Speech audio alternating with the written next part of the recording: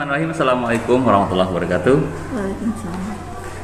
Alhamdulillah saya ada di Setra Gali 1 di program pendidikan guru penggerak di mulai persiapan NOKA ke-8 Bu ya. Iya. Di PI 7 udah mulai akhir-akhir nih. Ini dua terakhir PI kita ya.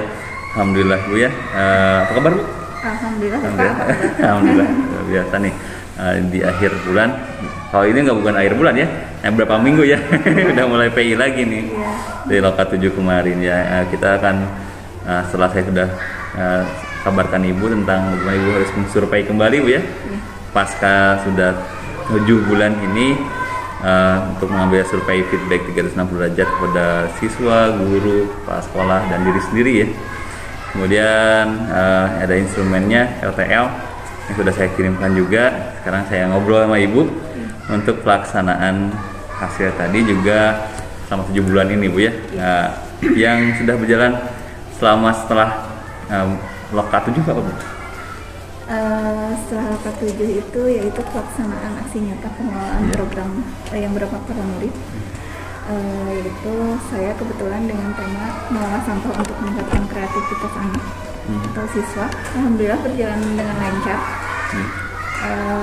Kemudian alhamdulillah juga aksi nyata saya itu sesuai dengan tujuan saya. Yang paling utama yaitu mengembangkan potensi anak dan kreativitas siswa. Kemudian yang kedua, mengubah sampah atau barang bekas menjadi barang yang berguna yang bisa digunakan kembali.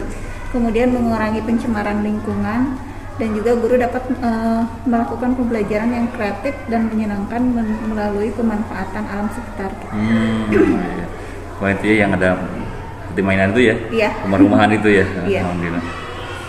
Capaiannya Bu, selain itu apa sih Bu capaiannya? Ya, pencapaian selama 1 bulan ini alhamdulillah mulai dari proses melibatkan seluruh warga sekolah untuk mengidentifikasi potensi yang dimiliki oleh sekolah, yang selanjutnya mengolah dan memanfaatkannya potensi tersebut untuk meningkatkan ekosistem pendidikan. Kemudian memanfaatkan potensi untuk pembelajaran untuk yang berpihak pada murid. Potensi itu juga yang dimiliki sekolah dijadikan dasar penyusunan program yang berpihak pada murid. Walaupun sebetulnya potensi di sekolah ini masih tidak seperti sekolah yang lain gitu Pak. Harus digali lagi ya. Iya. Memanfaatkan yang ada saja dulu mungkin ya Pak ya. Kalau di internal itu, kalau yang di eksternal ya ada juga sih aset finansial gitu. Kemudian itu saja sih Pak. Alhamdulillah sudah pencapaian Bu ya. Walaupun jedanya sedikit sekarang itu ya. Sekarang kita ngobrol tentang refleksi perubahan Ibu dalam pembelajaran selama 6 bulan ini, kemudian refleksi penerapan komunitas praktisi dan diskusi tentang rencana belajar ke depan Ibu ya. Dimulai dari modul 3.3 yang terakhir Bu ya. Bagaimana proses pembuatan tugas aksi nyata Ibu untuk modul 3.3 terkait dengan pembuatan artikel dan pengelolaan program yang berdampak pada murid Bu. Sesuai dengan artikel yang saya buat itu yang di dalamnya terdiri dari fakta ya Pak ya, feeling yang saya rasakan, kemudian finding, temuan, juga fitur. Dari awal proses pembuatan tugas aksi nyata 3.3, faktanya yaitu seperti sampai saat ini itu sampah-sampah di dalam masyarakat itu permasalahannya cukup sulit ditangani ya Pak ya. Masyarakat sebagai konsumen yang selalu menghasilkan sampah itu sebetulnya masyarakat sendiri. Kemudian di SDN Setra Gali ini sebagaimana diketahui masih banyak kurangnya minat siswa terhadap hal-hal sekitar yang sebetulnya dapat dimanfaatkan, seperti sampah-sampah yang berserakan itu sebetulnya dapat dimanfaatkan gitu Pak. Kemudian feeling yang saya rasakan ketika saya bertanya kepada kepala sekolah, rekan sejawat, kemudian siswa lainnya, perasaan mereka sangat senang karena dengan adanya program pemanfaatan sampah ini, siswa dapat meningkatkan kepeduliannya terhadap lingkungan. Selain itu, siswa juga dapat meningkatkan kreativitas. Kemudian kalau temuannya saya juga baru tahu ternyata tidak bisa memanfaatkan sampah langsung dimanfaatkan gitu, karena sampah tersebut kan harus dibersihkan dulu, Betul. dikeringkan dulu, Ada proses dulu ya. Iya, baru dimanfaatkan. Karena kalau tidak seperti itu, kemungkinan sampah-sampah tersebut yang dimanfaatkan tidak akan dimanfaatkannya tidak akan semaksimal mungkin gitu. Seperti saya membuat tikar dari bungkus kopi, kemasan kopi. Jika tidak bersih itu sangat berpengaruh, Pak. Jadi tidak akan rapi. Iya.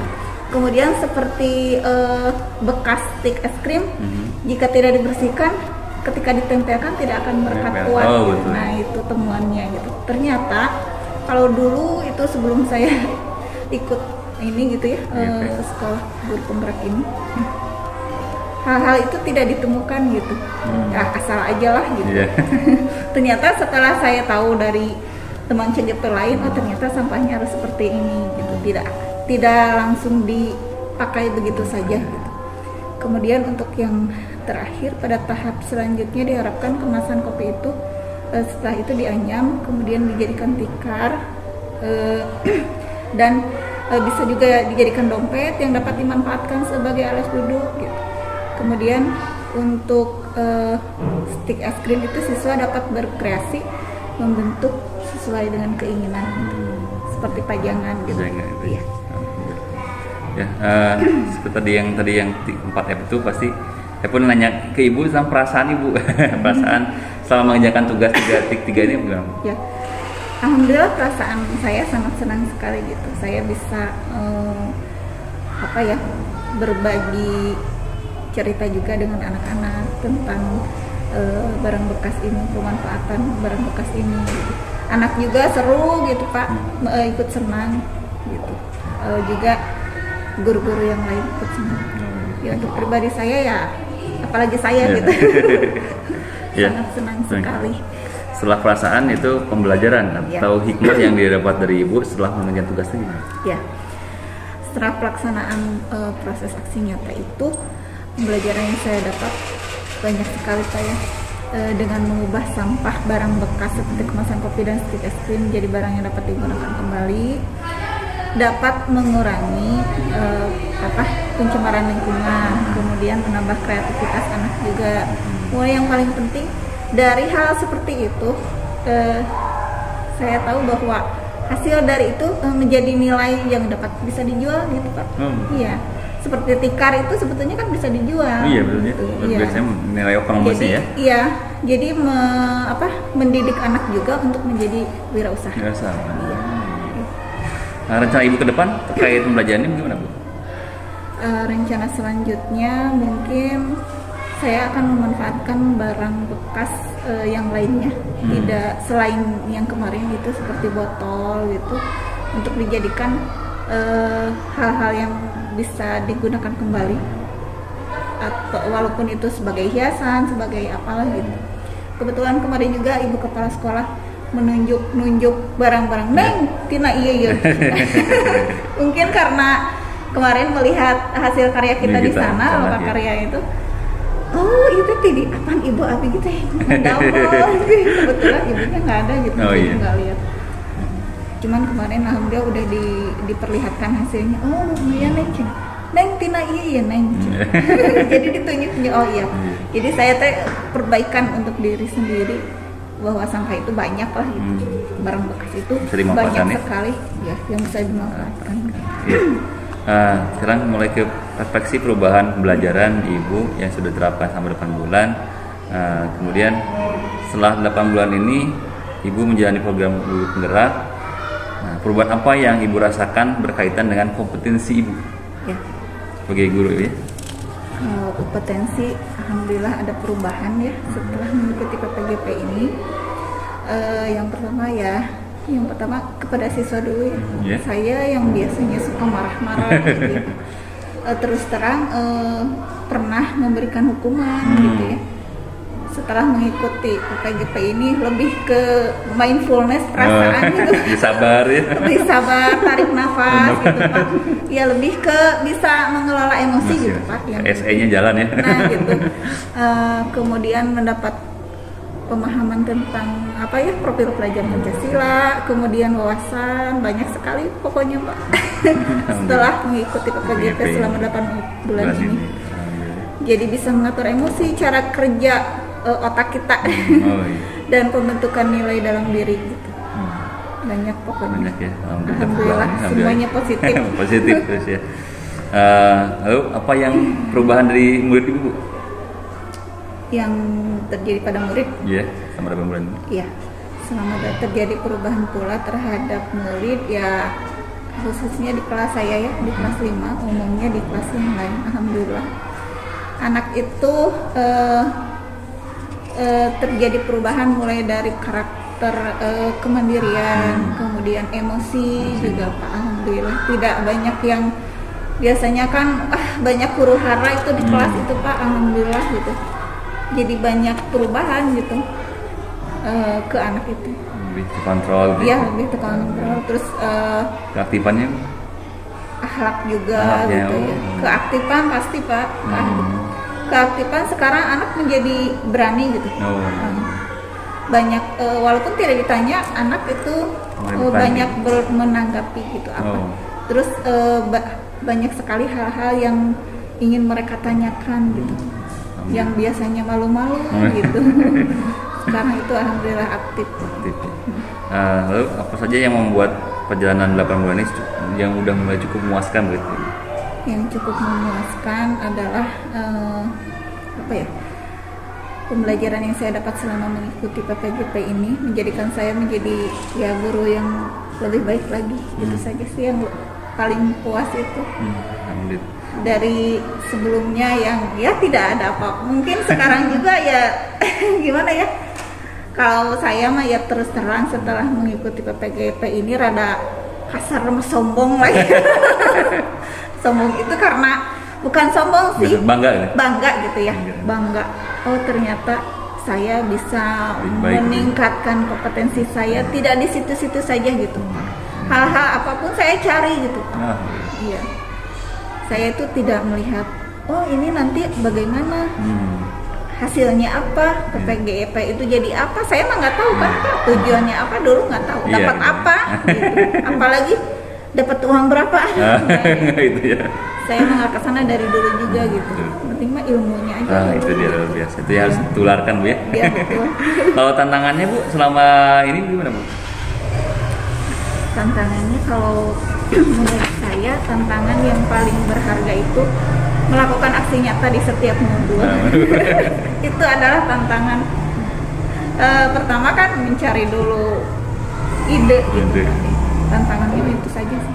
Tapi setelah dijalani prosesnya, alhamdulillah berjalan dengan lancar gitu. Nggak ada tantangan yang bagaimana gitu.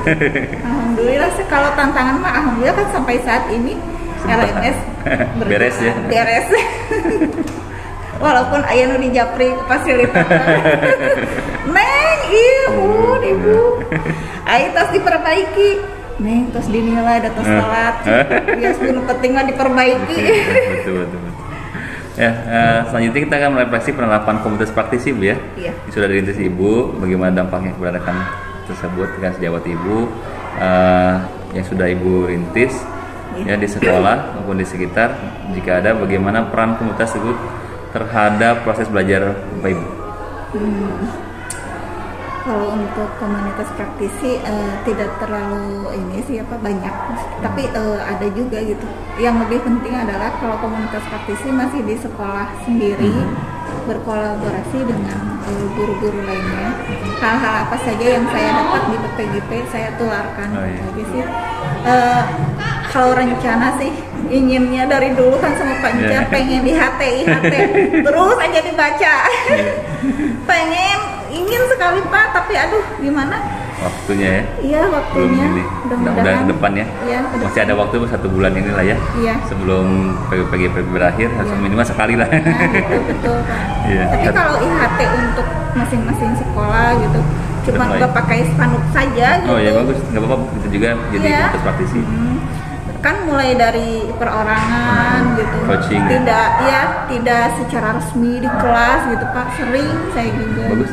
Dan karena guru-guru di sini apa banyak bertanya, kritis gitu. Apa sih yang ada di PPGP itu? Ya saya jelaskan gitu. Bagus, itu juga terus dikembangkan saja jadi coaching-coachingnya itu ya. Iya Pak. Nah, jadi tidak mesti resmi ya. Iya. Itu juga, iya. Nah, kemudian tadi perubahan yang menyenangkan apa? Yang tadi yang sudah disebut Ibu ya, yang kritis itu mendirikan Ibu di komunitas praktisi. Ya. Alhamdulillah saya dan rekan-rekan saya rasanya tentu sangat menyenangkan ya waktu di komunitas praktisi itu. Jadi dari komunitas praktisi itu saling berkolaborasi, kita saling bertukar pendapat gitu ya, baik itu masalah orang tua, siswa gitu.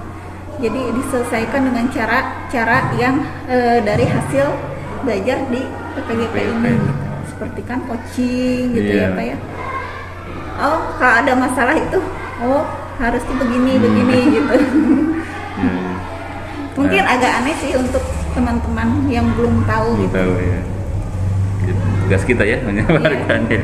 Ya, apa rencana Ibu yang akan dilakukan ke depan di komunitas praktisi Ibu setelah program ini selesai? Ya itu tadi Pak yang di HP itu. Oh iya itu ya. Iya, insya Allah dalam komunitas praktisi di lingkungan sekolah mah sudah gitu Pak.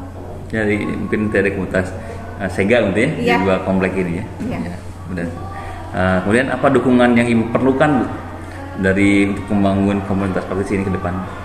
Dukungannya mah yang paling sangat menentukan itu adalah kemauan ya Pak. Dukungan kemauan itu dari semua guru deh. Dari semua guru Pak. Jadi jika ada satu guru saja yang tidak ini, saya mau lemes suka benar-benar mengelola emosi gitu ya. Jadi belum mengerti lah gitu. Yeah. Kemauan dan semangat para gurunya saja. Kemudian saya ingin semua guru-guru yang ada di SDN Setragali 1 ini memiliki laptop, itu saja. Jadi itu dukungan ya sana prasarana ya? Iya, karena sangat berpengaruh menurut saya kalau jika tidak ada laptop. Udah stuck di situ aja, kata kayak teman-teman yang tidak punya laptop tidak mau Pak ikut PGP.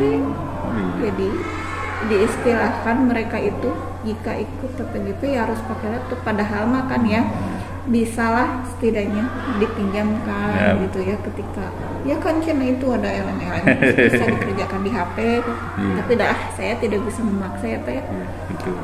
Niatin dulu ya, kalau kita memaksakan orang yang penting saya mau motivasi aja terus Pak. Betul gitu. Walaupun ada orang yang bilang Burana mau juga memaksa, aduh bukan maksa ya Allah, itu ada untung kepentingan sendiri. Betul. Nggak ada keuntungan juga buat saya untuk memaksa mereka ya Pak ya. Betul. Apa untungnya buat diri sendiri saya sekolah ya suruh ini kita mah. Karena saya merasakan manfaatnya gitu.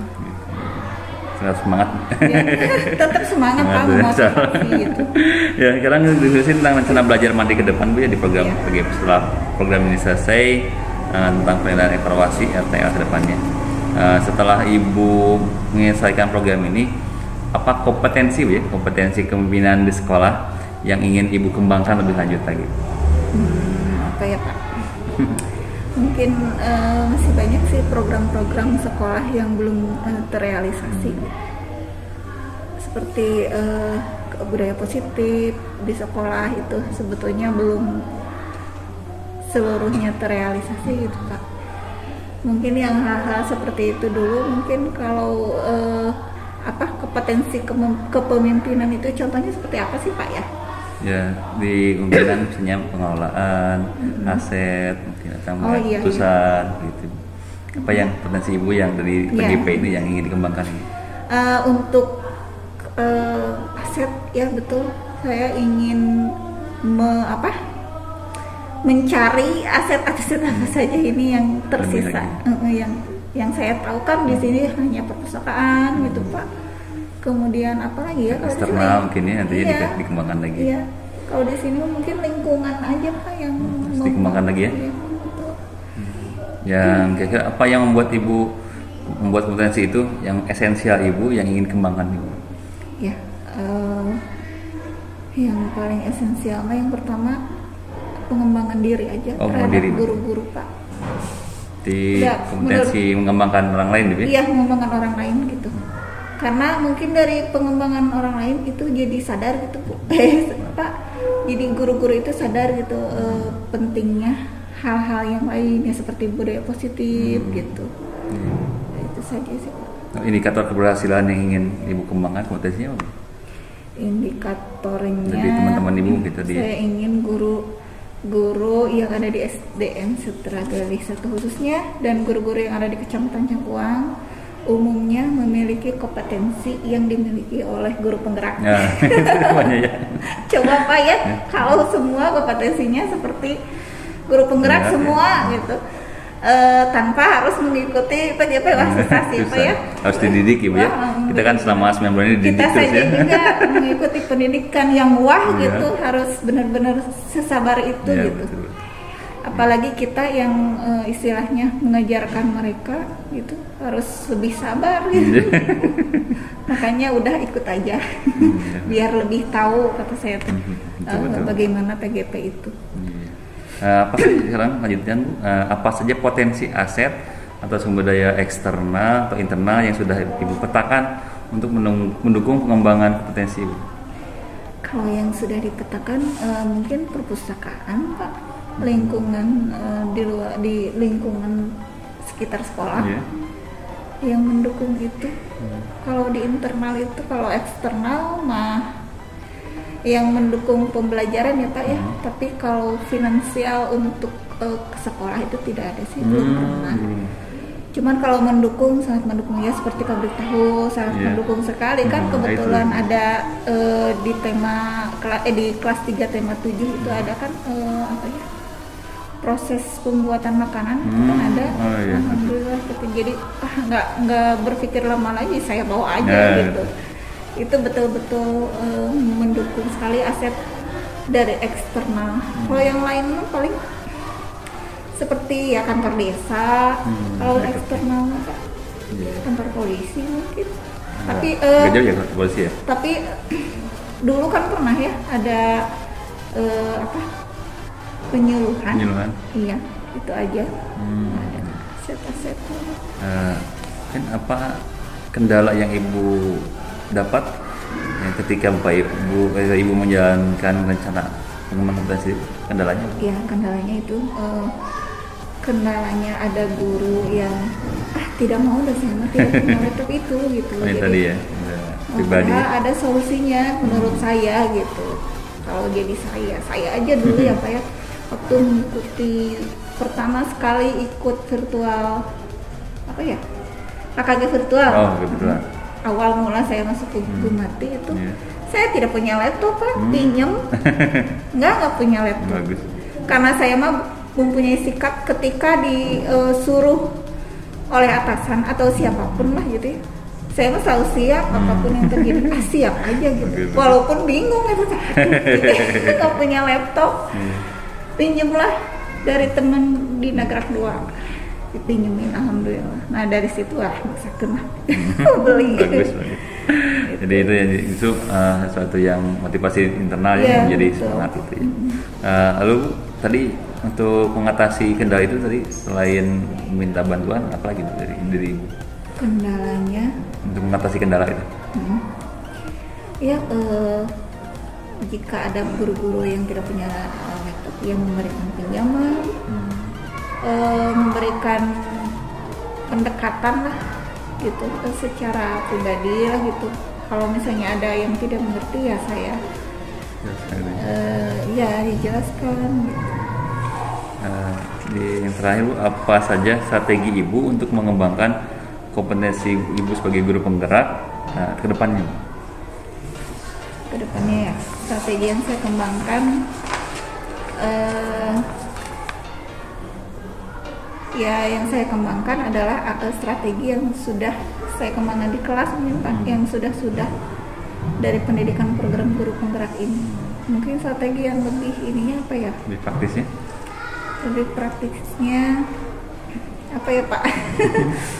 Mungkin strateginya mungkin apa ya, khas PGP aja.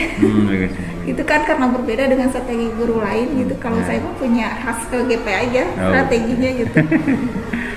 Itu ya, jadi tentang potensi PGP-nya dikembangkan gitu ya. Nah gitu. Ya, terima kasih Bu. Saya apresiasi apa yang telah Ibu lakukan selama 8 bulan ini. Kita berproses bersama-sama. Saya pun banyak belajar Bu ya dari semua CGP yang luar biasa ini. Saya untuk memotivasi Ibu juga mengembangkan semua potensi dan semuanya juga tetap kolaborasi dengan teman-teman CGP walaupun nanti sudah hilang C-nya. Insya Allah nanti akan di lokal 8 akan kita diskusikan bagaimana pengembangan selanjutnya. Ya itu saja Bu, terima kasih atas waktunya Ibu. Saya akan memulai dulu. Terima kasih pada yang nonton, semoga manfaat apa yang kita ngobrolkan hari ini. Terima kasih, assalamualaikum warahmatullahi wabarakatuh, salam bahagia.